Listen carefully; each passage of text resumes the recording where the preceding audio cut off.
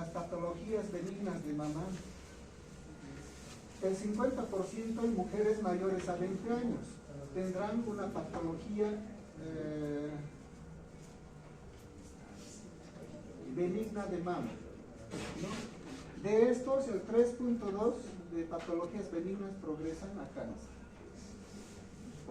Suelen manifestarse como una lesión palpable o por hallazgos radiológicos, pero la mayor síntoma es la mastalgia, el dolor, y 80% la descarga por el pezón. Esos son los hallazgos que hacen sospechar patología de mama. Dentro de lo que es la detección temprana y tamizaje, hay que tomar en cuenta que el 80% del cáncer, de los cánceres de mama no tenían factores de riesgo conocidos. Entonces, para esto es importante el autoexamen de mama y para eso es importante conocer.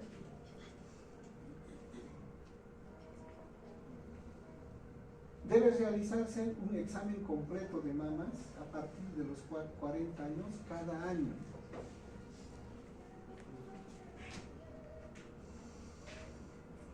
Puede realizarse una detección temprana realizando una mamografía, una ecografía y biopsia.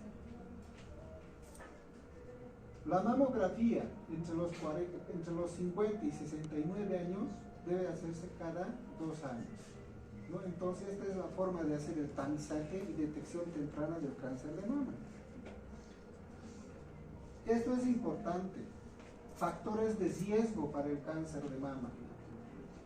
No creo el más importante son las mutaciones en el BRCA1 y el BRCA2. No se olviden que el ADN tiene secuencias de genes, ¿no es cierto? Uno de los genes es el BRCA1 y el otro es el BRCA2. Entonces, cuando hay presencia de estos genes, que suelen ser oncógenos, mire, el factor de riesgo es alto, 10.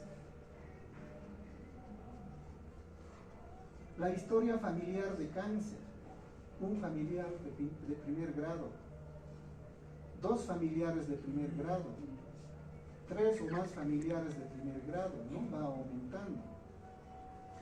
Un familiar de segundo grado, radiación terapéutica del tórax a una edad menor de 30 años, puede ser un trabajador en el gabinete de rayos X, que haya recibido o tenga alguna patología pulmonar y se haya hecho irradiar.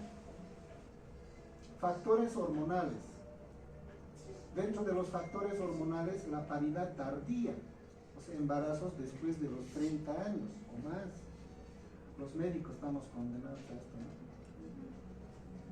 ¿no? O nuliparidad, peor. Menarca temprana. Ya vamos a ver que estos tumores o cánceres, la mayoría son hormonodependientes.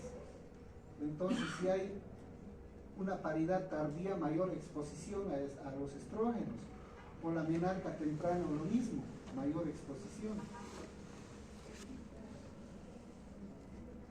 Terapia combinada de reemplazo hormonal, es por eso que les decía, la terapia hormonal es bien controvertido.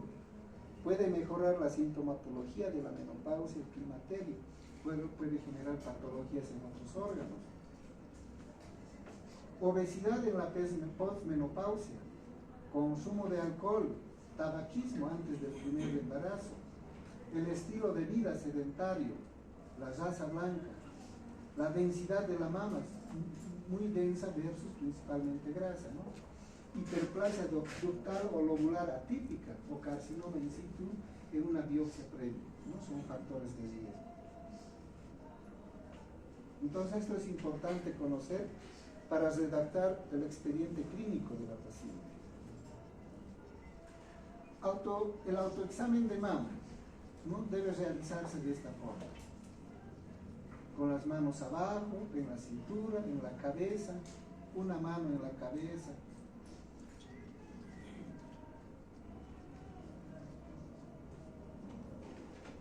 Nosotros, como médicos, al examen clínico de la mama, la inspección es importante, la palpación, observar el tamaño, la consistencia, distancia del nódulo a la areola, a qué distancia se encuentra, localización, según las manecillas del reloj. En este caso, ¿en qué horas está? Más o menos a las 6, ¿no? Entonces, para ir describiendo, a horas tanto de mama derecha. En esta mama, ¿dónde se encuentra la cola de Spencer? Esta, ¿no? La que se dirige a la región axilar, es donde la densidad mamaria es mayor, por tanto la probabilidad de que se origine en esa zona las patologías es mayor. Cuadrante superior externo de las mamas, derecho o izquierdo. Esto con seguridad nos va a llegar a la consulta externa, ¿no? Los VISATs, ecografía o mamografía, VISAT, y te van a traer, doctor, por favor, ¿qué quiere decir esto? ¿No? Te describen un VISAT 0. ¿Qué significa?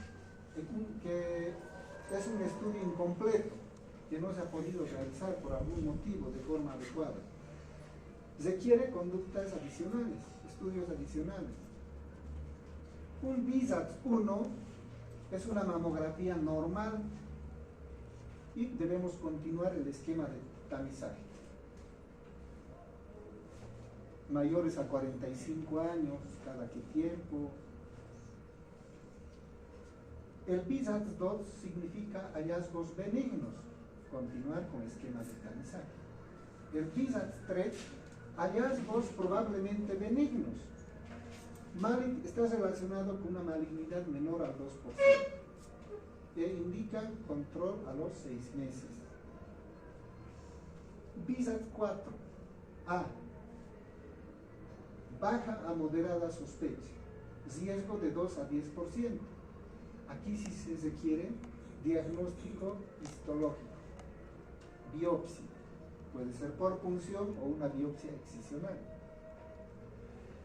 VISAT 4B, moderada sospecha, del 11 a 40% de riesgo, requiere diagnóstico histológico, biopsia. El VISAT 4C, moderada alta sospecha, 41 a 90% de riesgo, requiere biopsia. VISAT 5, altamente sugestivo de malignidad, mayor a 95%. Requiere diagnóstico histológico o biopsia. Y el VISAT 6, malignidad conocida, ¿no? Tratamiento de cáncer.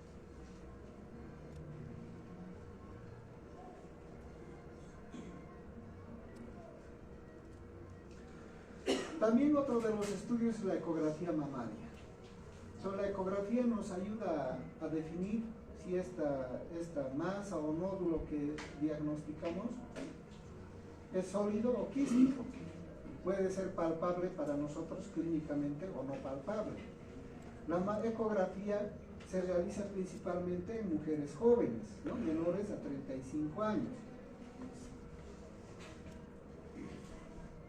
Está indicado en masa palpable a cualquier edad, jóvenes principalmente. Nódulos vistos en la mamografía. En casos de asimetría focal o áreas de distorsión de la arquitectura, un VISAT 3 en la mamografía, hacemos ecografía. Nodularidad asimétrica, identificada en el examen clínico de mama. Seguimiento de quistes complicados cada 6 meses. O si identificamos telosea espontánea, persistente y reproducible. O cuando hay cambios cutáneos sospechosos, o cuando hay una mama densa, un VISAT 0. También podemos solicitar una resonancia magnética nuclear de mama. Cuando requerimos un tamizaje de mujeres de alto riesgo, ¿no? Cuando tenemos el factor de riesgo más importante, que son las mutaciones del BRCA1 y 2.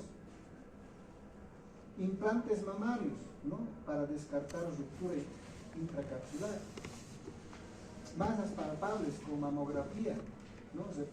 Reportada VISAT 0 por mamas densas y ecografía normal, y para estadificar extensión de cáncer de mama.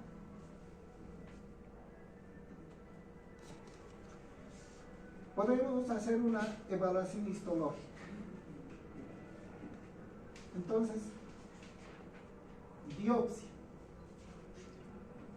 biopsia con aguja fina, ¿no? Punción. 2, la biopsia excisional. Hacemos el abordaje quirúrgico y retiramos el nódulo. O biopsia con aguja gruesa, el trucut, que es otra forma de hacer la biopsia, está generalmente guiada con ecografía.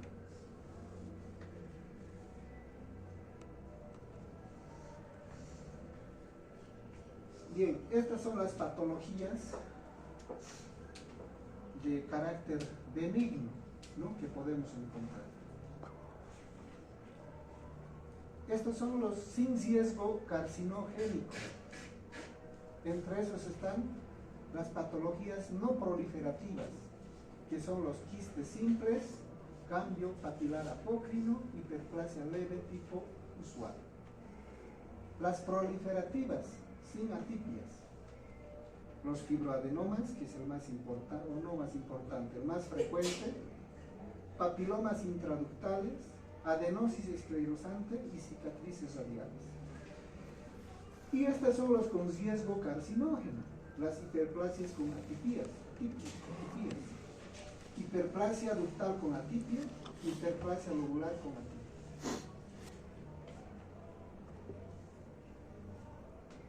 Entonces, describimos primero las lesiones no proliferativas. Dijimos los quistes simples, que son los más comunes, cambio papilar apócrino, hiperplasia leve tipo usual. Los quistes simples son lesiones derivadas de la unidad lobular terminal con dilatación que forma un quiste. 1/3 de las mujeres entre los 30 y 50 años. En las premenopáusicas, el pico entre los 35 y 50 años. Y en las posmenopáusicas con terapia de reemplazo hormonal. Entonces, generalmente, como les decía, obedece a estímulo hormonal. Para el diagnóstico, puede ser la ultrasonografía, la ecografía, que nos va a permitir identificar quistes simples o complejos. Simples cuando el contenido es líquido puramente y complejo cuando tiene un componente sólido en la parte interna. Manejo de un quiste simple. No requiere intervención. Han debido escuchar muchas veces quiste. Podemos hacer una aspiración sin dolor con aguja y seguimiento a corto plazo, ¿no? Una ecografía de 2 a 4 meses. En un quiste complicado debemos hacer una biopsia con aguja fina, biopsia de núcleo o excisional, retirar ese nódulo, o funcional. Seguimiento ecográfico cada 6 meses por 2 años, pero solamente el 30% cumple, o 36% cumple. En un quiste complejo, de la misma forma, biopsia con aguja fina, biopsia de núcleo guiada por ecografía, se puede hacer también excisional. Hay que dejar un marcaje, un clip, ¿no? Para hacer seguimiento.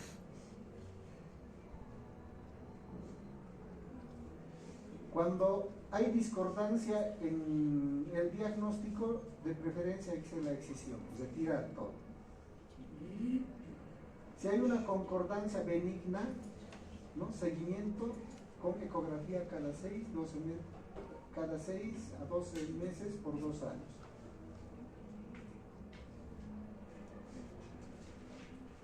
Esta es otra, ¿no? El cambio papilar apócrino es un poco menos frecuente.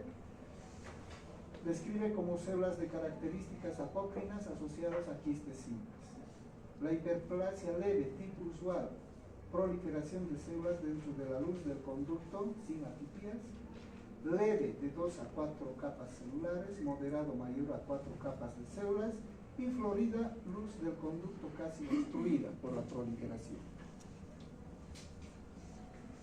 Las lesiones proliferativas, dentro de esta la más común, los fibroadenomas. El papiloma intraductal, adenosis esclerosante y las cicatrices radiales.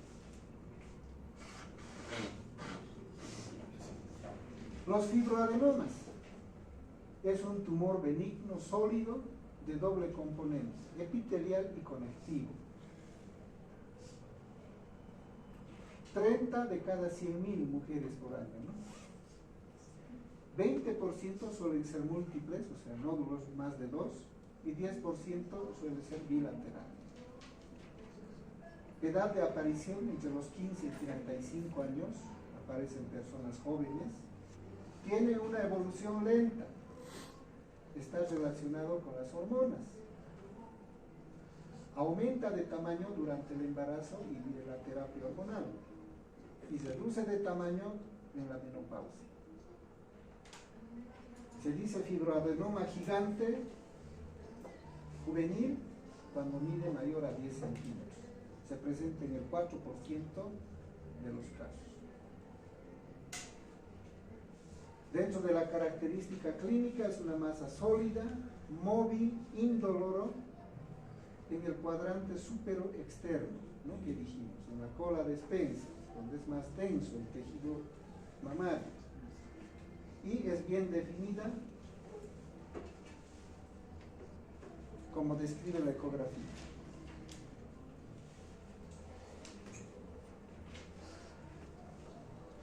La mamografía puede describir como una opacidad ovalada con halo blanco, pero mamografía dijimos en mayores de 35 años, porque hay que descartar, es decir, hay que hacer diagnóstico diferencial con otras patologías.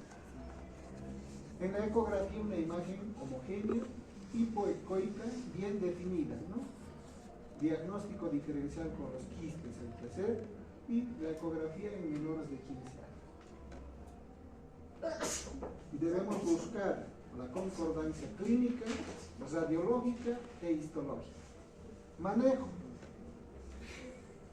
Dentro del manejo no necesariamente es quirúrgico, puede ser observar solamente. La excisión es otra opción. La crioablación se hace en 75% en los nódulos no palpables, ¿no? Y control en 12 meses.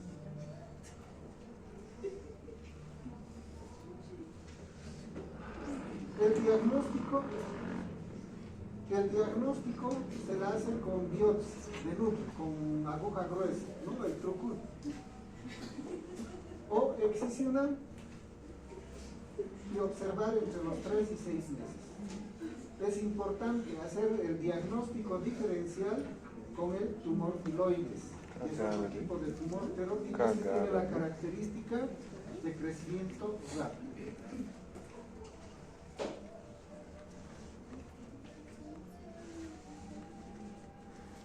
Esta sería una biopsia excisional, ¿no? Están retirando toda la tumoración.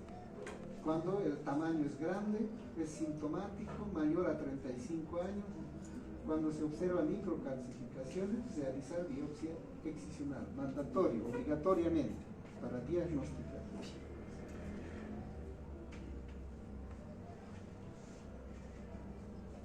Esto es el conducto galactóforo. De los acinos de las glándulas vienen los conductos galactóforos, ¿no? Entonces este es el diámetro del conducto. Entonces este es un papiloma intraductal, como un pólipo endometrial, proveniente de epitelio de conductos mamarios, retroareolar, única. 75% produce secreción verdosa o sanguinolenta por el pezón. Otra patología es la adenosis esclerosante. Aumento en el número de acinos en el lóbulo mamario, distorsionados y comprimidos en su porción central por un estroma denso. Allá suele ser un hallazgo mamográfico. Y la cicatriz radial, hallazgo mamográfico de apariencia esticulada o estrellada.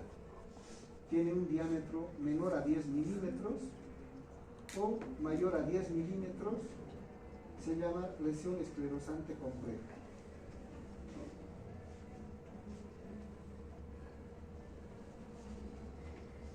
Tres,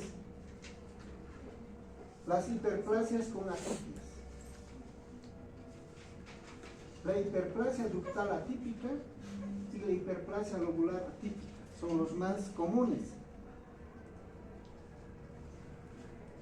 Estas hiperplasias con atipia es un hallazgo incidental en la mamografía. Es importante hacer el diagnóstico histológico por biopsia.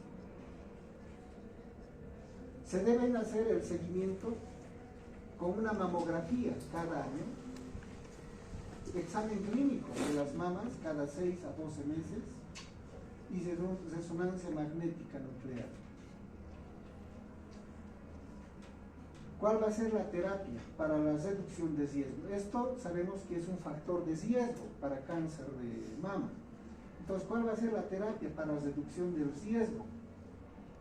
El tamoxifeno bloquea la producción de estrógenos principalmente. Lo mismo el raloxifeno. Inhibidores de la aromatasa. En algún momento les dije que en el tejido adiposo existe la aromatasa. Esta aromatasa convierte a los precursores en estrógenos. Es por eso que las mamás, las mujeres gorditas tienen más tendencia a producir estrógenos. Entonces, inhibidores de la aromatasa. Un estilo de vida saludable. No alcohol. La actividad física es importante y tener un peso adecuado. La resección quirúrgica, ¿no? Del 10 al 20% de patología definitiva suele ser un SEA in situ o invasor.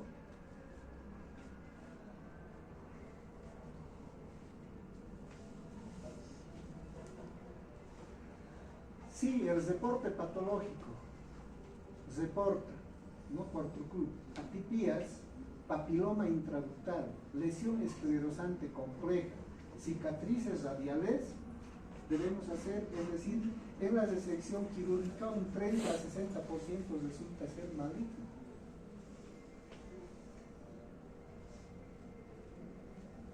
Si encontramos nodularidad asimétrica en examen clínico de mama, siempre requiere estudios imagenológicos. Dijimos, en mayores a 35 años, la mamografía más ecografía. Menores a 35, ecografía, que está indicada.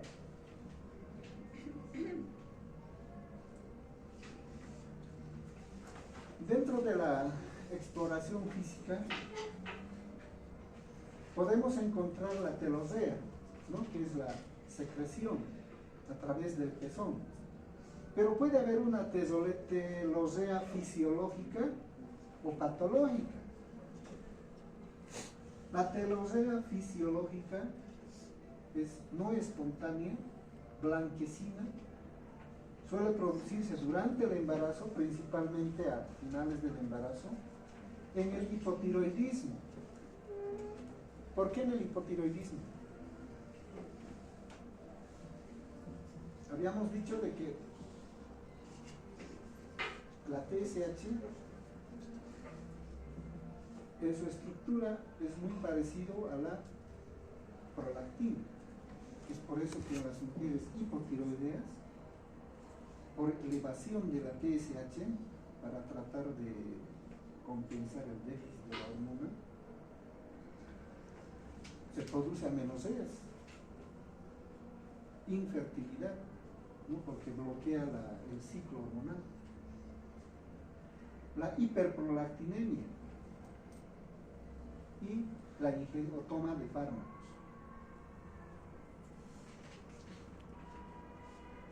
Telosía patológica, puede ser espontánea o no. La secreción es hialina, cero sanguinolenta, café o verdosa. No hay que pensar en una ectasia ductal en mayores de 35 años y es importante una mamografía más ecografía. 2, los tumores papilares, ¿no? Unilateral, uniductal, espontánea, persistente. Otro de los síntomas suele ser la mastalgia, el dolor. El manejo, calmar la ansiedad de la paciente, sostén mamario, ¿no? Un soporte, mejora en un 75-85%. Los AINES cíclicos, ¿no? Ibuprofeno, diclofenaco, AINES. La dieta, dice aquí algo de linaza, no sé por qué. ¿Alguien sabe? ¿Qué tiene que ver la aminoácido? Eso hay que investigar. ¿Ah?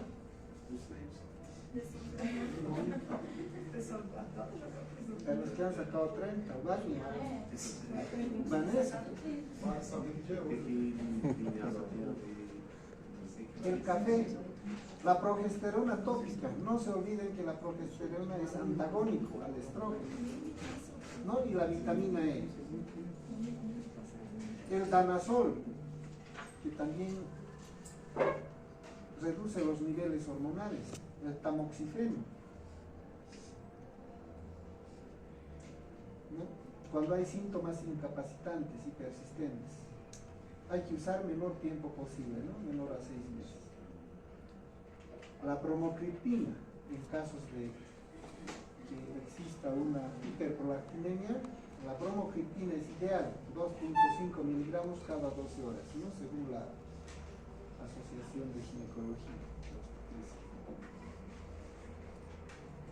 Puede haber cambios cutáneos en la piel, eczemas, infección, edema, ulceración, pero hay que hacer el diagnóstico diferencial. ¿No? En estos casos, procesos dermatológicos, ciclo corto de esteroides de baja potencia de 10 a 15 días, por eso tendría que remitir. Pero hay que diferenciar con el eritema de piel de naranja. Es un eritema que no cede a los antibióticos. Puede tratarse de una enfermedad de Pillot, ¿se ve? Estos algoritmos lo he obviado, porque son un dolor de cabeza. Bien.